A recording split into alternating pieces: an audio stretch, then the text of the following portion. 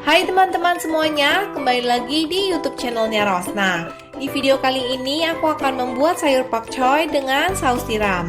Makanan ini biasanya disajikan di restoran Chinese. Cara membuatnya sangat gampang dan simple banget. Jadi boleh dicoba dibuat di rumah karena ini anti gagal. Bahan-bahan yang dibutuhkan adalah sayur pakcoy, bawang putih, sedikit air, saus tiram, garam, gula, merica, dan minyak goreng. Pertama-tama, cincang bawang putihnya hingga halus.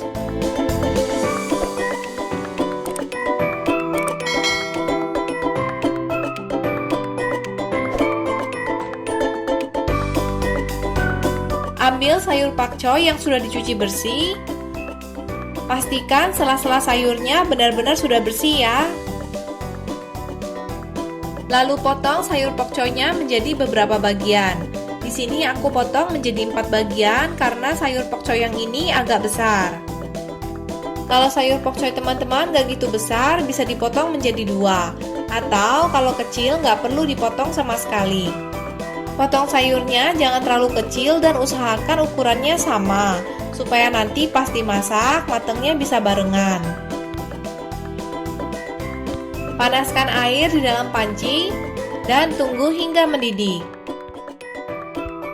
Setelah airnya mendidih, masukkan sayur pakcoy, rebus selama maksimum 1 menit.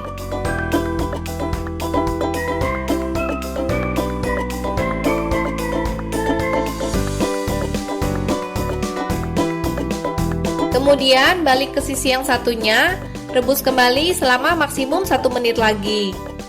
Di sini aku masak sayur pakcoynya selama 2 menit untuk kedua sisi karena potongan sayur pakcoynya agak gede. Kalau teman-teman potong sayur pakcoynya agak kecil, masaknya 1 menit lebih sedikit sudah cukup. Jadi ingat ya, rebus sayurnya jangan kelamaan. Lalu angkat dan tiriskan.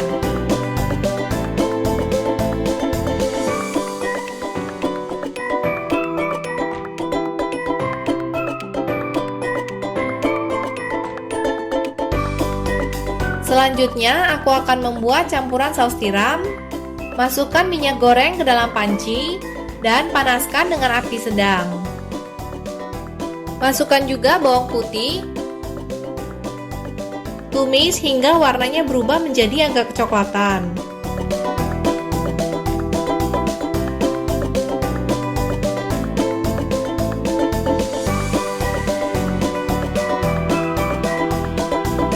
Setelah itu, tambahkan sedikit air,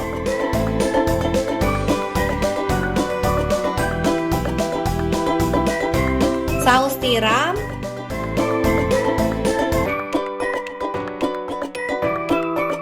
garam, gula, dan merica. Aduk hingga semuanya tercampur rata. Masak sebentar dan koreksi rasa. Lalu angkat sausnya dan siram perlahan-lahan ke atas sayur yang sudah kita rebus tadi. Nah, sekarang sayur pakcoy dengan saus tiramnya sudah jadi. Bikinnya gampang banget kan? Menu ini boleh banget dicoba dibuat di rumah. Karena selain rasanya enak, ini juga sangat sehat untuk dikonsumsi. Sekian dulu ya video kali ini. Ingat untuk klik subscribe, like, dan nyalakan tombol loncengnya. Terima kasih sudah menonton. Semoga teman-teman dan keluarga selalu sehat. Sampai jumpa di video-video berikutnya.